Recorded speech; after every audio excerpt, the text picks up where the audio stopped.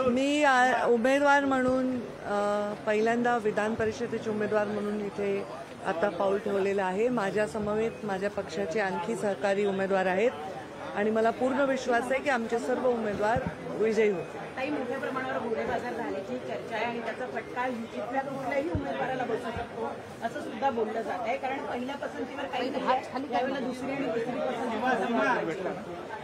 हे पहा, आता ह्या गोष्टी खूप टेक्निकल निवडणुका असतात। ह्याच्यामध्ये ज्या चर्चा आहेत किंवा ज्या बातम्या आहेत त्याच्याही पलीकडे विधान भवनामधली एक पूर्ण एक व्यवस्था आहे आणि त्याच्यामध्ये जे होणार आहे ते होणार आहे। पण मला जो विश्वास आहे अशा प्रकारची कुठलीही घटना घडलेली नाही आहे। संपूर्णतः आमचे सर्व उमेदवार विजयी होतील। पण लोकसभेनंतर महाविकास आघाडीचा आत्मविश्वास वाढलेला आहे, त्यामुळे महायुतीची मतं फुटतील असा दावा महाविकास आघाडी करताना पाहायला मिळतो। ठीक आहे ना, आता आपल्याला काही तास वाट बघावी लागेल, थोड्याच तासात निकाल बाहेर येईल।